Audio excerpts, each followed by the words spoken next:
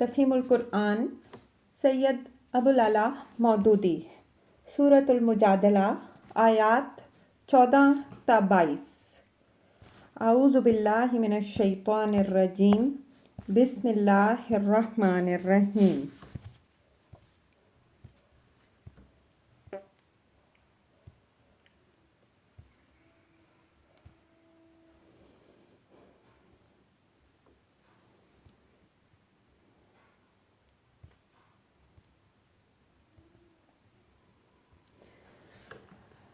الم تر الی الذین تولوا قوما غضب اللہ علیہم، کیا تم نے ان لوگوں کو نہیں دیکھا جنہوں نے دوست بنایا ایک ایسے گروہ کو جو اللہ کا مغضوب ہے۔ تفسیر: اشارہ ہے مدینہ کے یہودیوں کی طرف جنہیں منافقین نے دوست بنا رکھا تھا۔ ما ہم منکم ولا منہم، وہ نہ تمہارے ہیں نہ ان کے۔ تفسیر: یعنی مخلصانہ تعلق ان کا نہ اہل ایمان سے ہے اور نہ یہود سے، دونوں کے ساتھ انہوں نے محض اپنی اغراض کے لیے رشتہ جوڑ رکھا ہے۔ وَيَحْلِفُونَ عَلَى الْكَذِبِ وَهُمْ يَعْلَمُونَ، اور وہ جان بوجھ کر جھوٹی بات پر قسمیں کھاتے ہیں۔ تفسیر: یعنی اس بات پر کہ وہ ایمان لائے ہیں اور محمد صلی اللہ علیہ وآلہ وسلم کو اپنا ہادی و پیشوا مانتے ہیں اور اسلام و اہل ایمان کے وفادار ہیں۔ اعد اللہ لہم عذابا شدیدا، اللہ نے ان کے لیے سخت عذاب مہیا کر رکھا ہے۔ انہم ساء ما کانوا یعملون، بڑے ہی برے کرتوت ہیں جو وہ کر رہے ہیں۔ اتخذوا ایمانہم جنۃ فصدوا عن سبیل اللہ، انہوں نے اپنی قسموں کو ڈھال بنا رکھا ہے جس کی آڑ میں وہ اللہ کی راہ سے لوگوں کو روکتے ہیں۔ تفسیر: مطلب یہ ہے کہ ایک طرف تو وہ اپنے ایمان اور وفاداری کی قسمیں کھا کر مسلمانوں کی گرفت سے بچے رہتے ہیں، دوسری طرف اسلام اور اہل اسلام اور پیغمبر اسلام صلی اللہ علیہ وآلہ وسلم کے خلاف ہر طرح کے شبہات اور وسوسے لوگوں کے دلوں میں پیدا کرتے ہیں تاکہ لوگ یہ سمجھ کر اسلام قبول کرنے سے باز رہیں کہ جب گھر کے بھیدی یہ خبریں دے رہے ہیں تو ضرور اندر کچھ دال میں کالا ہی ہوگا۔ فَلَهُمْ عَذَابٌ مُّهِینٌ، اس پر ان کے لیے ذلت کا عذاب ہے۔ لَن تُغْنِیَ عَنْہُمْ أَمْوَالُهُمْ وَلَا أَوْلَادُهُمْ مِنَ اللَّهِ شَیْئًا، اللہ سے بچانے کے لیے نہ ان کے مال کچھ کام آئیں گے نہ ان کی اولاد۔ اولئک اصحاب النار، وہ دوزخ کے یار ہیں۔ ہم فیہا خالدون، اسی میں وہ ہمیشہ رہیں گے۔ یوم یبعثہم اللہ جمیعا فیحلفون لہ کما یحلفون لکم، جس روز اللہ ان سب کو اٹھائے گا وہ اس کے سامنے بھی اسی طرح قسمیں کھائیں گے جس طرح تمہارے سامنے کھاتے ہیں۔ تفسیر: یعنی یہ صرف دنیا ہی میں اور صرف انسانوں ہی کے سامنے جھوٹی قسمیں کھانے پر اکتفا نہیں کرتے بلکہ آخرت میں خود اللہ جل شانہ کے سامنے بھی یہ جھوٹی قسمیں کھانے سے باز نہ رہیں گے۔ جھوٹ اور فریب ان کے اندر اتنا گہرا اتر چکا ہے کہ مر کر بھی یہ ان سے نہ چھوٹے گا۔ وَيَحْسَبُونَ أَنَّهُمْ عَلَى شَيْءٍ، اور اپنے نزدیک وہ یہ سمجھیں گے کہ اس سے ان کا کام بن جائے گا۔ أَلَا إِنَّهُمْ هُمُ الْكَاذِبُونَ، خوب جان لو وہ پرلے درجے کے جھوٹے ہیں۔ اسْتَحْوَذَ عَلَيْهِمُ الشَّیْطَانُ فَأَنْسَاهُمْ ذِکْرَ اللَّہِ، شیطان ان پر مسلط ہو چکا ہے اور اس نے خدا کی یاد ان کے دل سے بھلا دی ہے۔ اولئک حزب الشیطان، وہ شیطان کی پارٹی کے لوگ ہیں۔ الا ان حزب الشیطان هم الخاسرون، خبردار رہو شیطان کی پارٹی والے ہی خسارے میں رہنے والے ہیں۔ ان الذین یحادون اللہ ورسولہ اولئک فی الاذلین، یقیناً ذلیل ترین مخلوقات میں سے ہیں وہ لوگ جو اللہ اور اس کے رسول صلی اللہ علیہ وآلہ وسلم کا مقابلہ کرتے ہیں۔ کتب اللہ لأغلبن انا ورسلی، اللہ نے لکھ دیا ہے کہ میں اور میرے رسول غالب ہو کر رہیں گے۔ تفسیر تشریح کے لیے ملاحظہ ہو تفہیم القرآن جلد 4 سورہ الصافات حاشیہ 93۔ ان اللہ قوی عزیز، فی الواقع اللہ زبردست اور زور آور ہے۔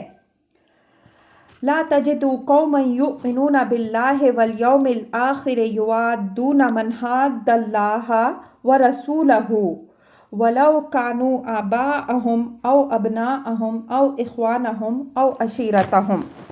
تم کبھی یہ نہ پاؤ گے کہ جو لوگ اللہ اور آخرت پر ایمان رکھنے والے ہیں وہ ان لوگوں سے محبت کرتے ہوں جنہوں نے اللہ اور اس کے رسول صلی اللہ علیہ وآلہ وسلم کی مخالفت کی ہے، خواہ وہ ان کے باپ ہوں یا ان کے بیٹے یا ان کے بھائی یا ان کے اہل خاندان۔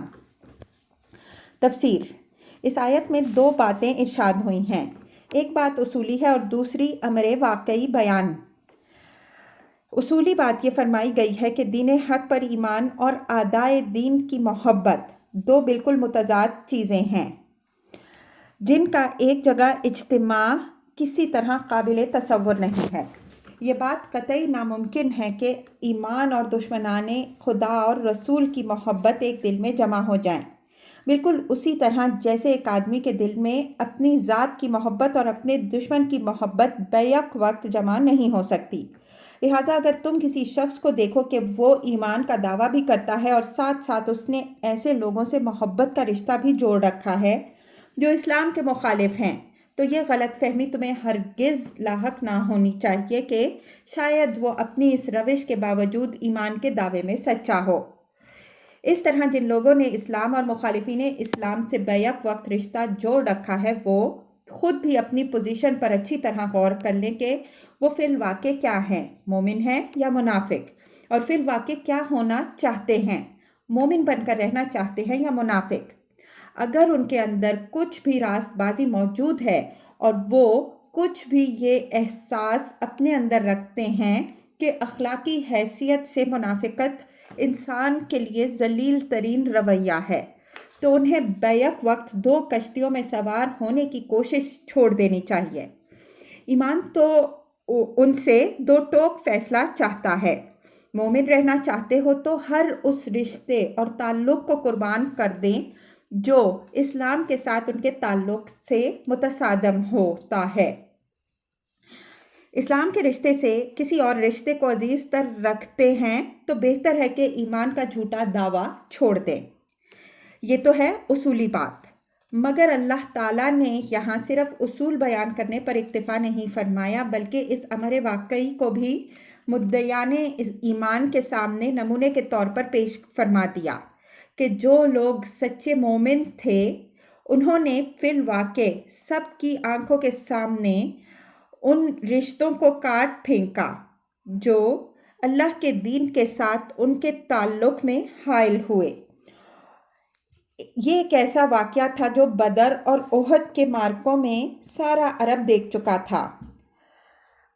مکے سے جو صحابہ کرام رضی اللہ عنہم اجمعین ہجرت کر کے آئے وہ صرف خدا اور اس کے دین کی خاطر خود اپنے قبیلے اور اپنے قریب ترین رشتہ داروں سے لڑ گئے تھے۔ حضرت ابو عبیدہ رضی اللہ عنہ نے اپنے باپ عبداللہ بن جراح کو قتل کیا۔ حضرت مصعب بن عمیر رضی اللہ عنہ نے اپنے بھائی عبید بن عمیر کو قتل کیا۔ حضرت عمر رضی اللہ عنہ نے اپنے ماموں عاص بن ہشام بن مغیرہ کو قتل کیا۔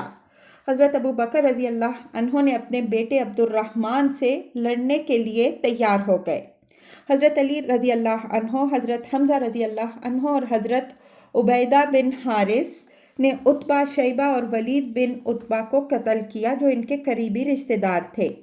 حضرت عمر رضی اللہ عنہ نے اسیران جنگ بدر کے معاملے میں رسول اللہ صلی اللہ علیہ وآلہ وسلم سے عرض کیا تھا کہ ان سب کو قتل کر دیا جائے اور ہم میں سے ہر ایک اپنے رشتہ دار کو قتل کرے۔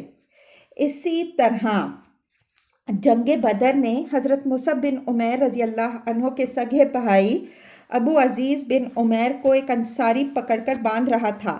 حضرت مصعب رضی اللہ عنہ نے دیکھا تو پکار کر کہا، ذرا مضبوط باندھنا، اس کی ماں بڑی مالدار ہے، اس کی رہائی کے لیے وہ تمہیں بہت سا فدیہ دے گی۔ ابو عزیز نے کہا، تم بھائی ہو کر یہ بات کہہ رہے ہو؟ حضرت مصعب رضی اللہ عنہ نے جواب دیا، اس وقت تم میرے بھائی نہیں ہو بلکہ یہ انصاری میرا بھائی ہے جو تمہیں گرفتار کر رہا ہے۔ اسی جنگ بدر میں خود نبی صلی اللہ علیہ وآلہ وسلم کے داماد ابو العاص گرفتار ہو کر آئے اور ان کے ساتھ رسول صلی اللہ علیہ وآلہ وسلم کی دامادی کی بنا پر قطعاً کوئی امتیازی سلوک نہ کیا گیا جو دوسرے قیدیوں سے کچھ بھی مختلف ہوتا۔ اسی طرح عالم واقعہ میں دنیا کو یہ دکھایا جا چکا تھا کہ مخلص مسلمان کیسے ہوتے ہیں اور اللہ اور اس کے دین کے ساتھ ان کا تعلق کیسا ہوتا ہے۔ ویلمی نے حضرت معاذ رضی اللہ عنہ کی روایت سے رسول اللہ صلی اللہ علیہ وآلہ وسلم کی یہ دعا نقل کی ہے، اللہم لا تجعل لفاجر علی یدن ولا نعمت فیعدہ قلبی فإنی وجدت فیما اوحیت الی لا تجد قوما یؤمنون باللہ والیوم الآخر یوادون من حاد اللہ ورسولہ۔ خدایا کسی فاجر، اور ایک روایت میں ہے فاسق، کا میرے اوپر کوئی احسان نہ ہونے دے کہ میرے دل میں اس کے لیے کوئی محبت پیدا ہو، کیونکہ تیری نازل کردہ وحی میں یہ بات بھی میں نے پائی ہے کہ اللہ اور یوم آخر پر ایمان رکھنے والوں کو تم اللہ اور رسول صلی اللہ علیہ وآلہ وسلم کے مخالفوں سے محبت کرتے نہ پاؤ گے۔ اولئک کتب فی قلوبہم الایمان، یہ وہ لوگ ہیں جن کے دلوں میں اللہ نے ایمان ثبت کر دیا ہے۔ وَأَيَّدَهُمْ بِرُوحٍ مِّنْهُ، اور اپنی طرف سے ایک روح عطا کر کے ان کو قوت بخشی ہے۔ وَيُدْخِلُهُمْ جَنَّاتٍ تَجْرِي مِن تَحْتِهَا الْأَنْهَارُ خَالِدِينَ فِيهَا، وہ ان کو ایسی جنتوں میں داخل کرے گا جن کے نیچے نہریں بہتی ہوں گی، ان میں وہ ہمیشہ رہیں گے۔ رضی اللہ عنہم ورضوا عنہ، اللہ ان سے راضی ہوا اور وہ اللہ سے راضی ہوئے۔ اولئک حزب اللہ، وہ اللہ کی پارٹی کے لوگ ہیں۔ الا ان حزب اللہ هم المفلحون، خبردار رہو اللہ کی پارٹی والے ہی فلاح پانے والے ہیں۔